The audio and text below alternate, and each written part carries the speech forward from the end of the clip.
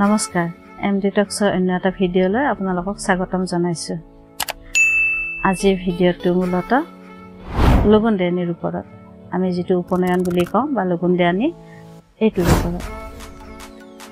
আমাৰ কি হয়, বহুত সংস্কাৰ আছে আমাৰ মানৱ জীৱনত।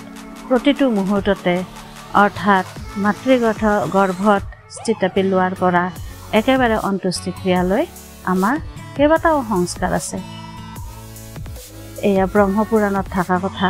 ব্ৰহ্মপুৰাণত 12টা, 18টা, 16টা সংস্কাৰৰ বিষয়ে উল্লেখ আছে, কিন্তু তাত ঋষি মুনিগণে সকলো সংস্কাৰ চালি জাৰি চাই 16টা সংস্কাৰহে মান্যতা দিছে।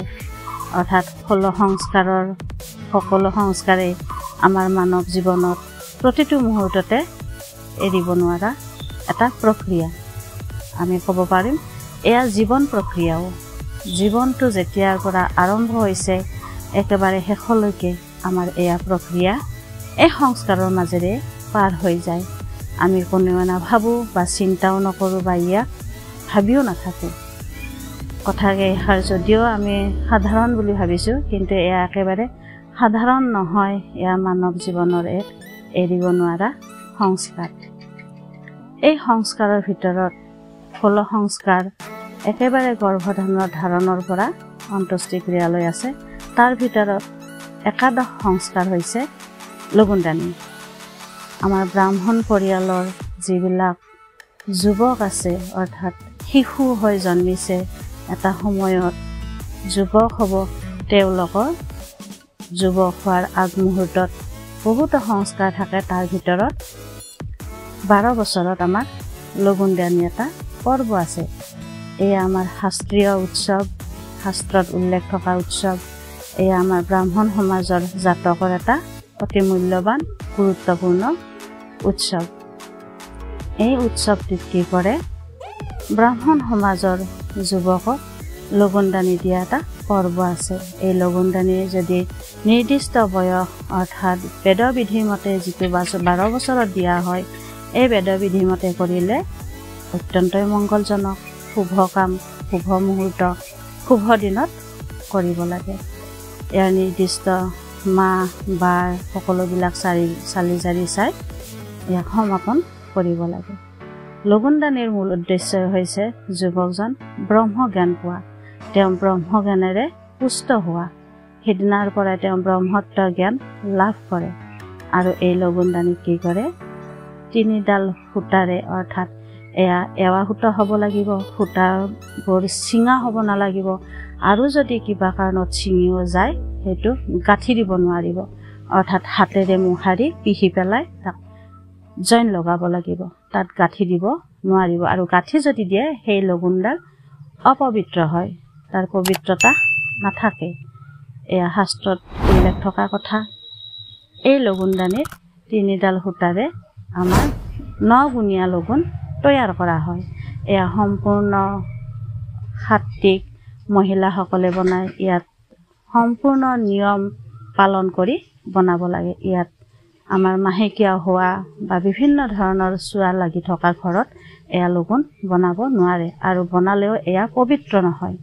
এয়া কোনো শুদ্ধ কাজত ব্যৱহাৰ কৰিব নোৱাৰি বা নবনায়ে।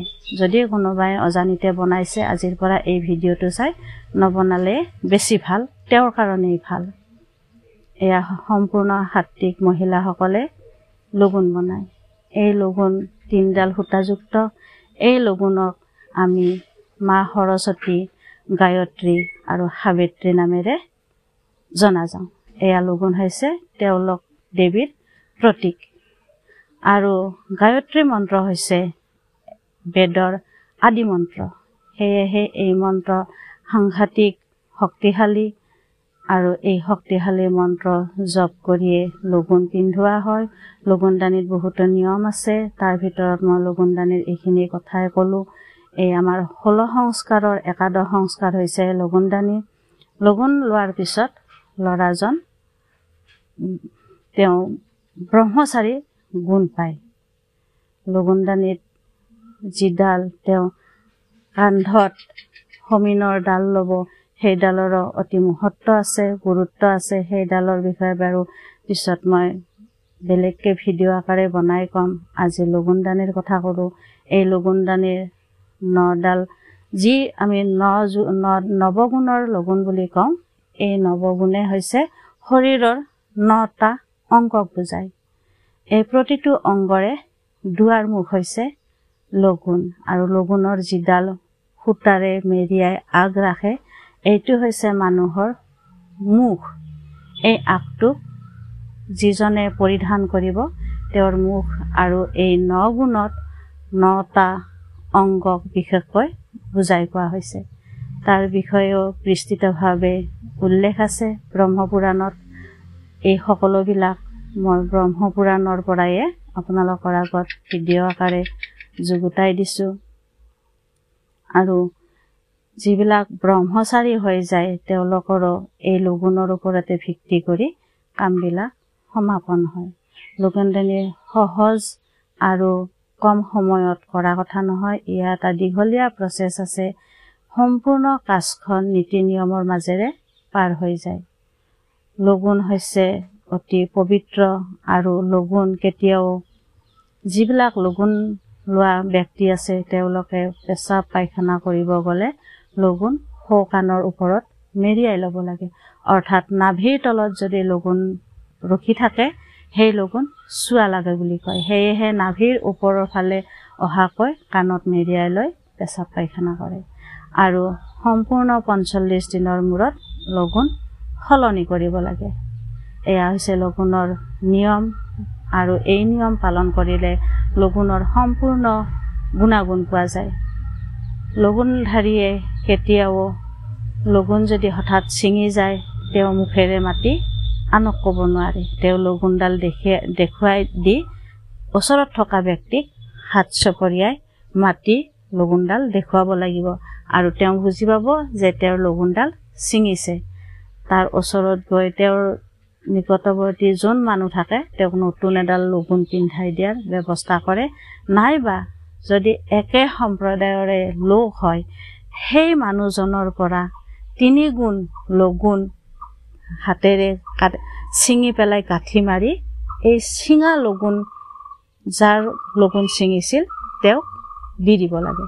অৰ্থাৎ তেওঁৰ থাকিল 6 গুণ, এওঁৰ থাকিল 3 গুণ। অৰ্থাৎ তেওঁৰ পৰা 3 গুণ আনি ছিঙা মানুহজনে পিন্ধি ল'লে। তাৰ পিছত সময় অনুযায়ী, সুবিধা অনুযায়ী দুয়োজনে নতুন লগুণ আহিছে, নতুন লগুণ বান্ধি পিন্ধিব লাগে। আৰু তাত গায়ত্ৰী জপ কৰিব লাগে। গায়ত্ৰী জপ নিদিয়াকৈ লগুণ বান্ধিব নোৱাৰে আৰু পিন্ধিবও নোৱাৰে। এয়া সম্পূৰ্ণ বৈদিক নিয়মৰ এক ধাৰা। আজি লগুণদানিৰ বিষয়ে এইখিনিয়ে ক'লোঁ, আৰু বহুতো আছে। আৰু 16 সংস্কাৰ বুলি যে ক'লোঁ, একেবাৰে ইয়াৰ ভিতৰত সকলো সংস্কাৰেই গুৰুত্বপূৰ্ণ। তাৰ ভিতৰত এতিয়া যিহেতুকে এপ্ৰিল মাহ, সকলো সৰু সৰু ল'ৰা ছোৱালীৰ এডমিশ্যন হ'ব।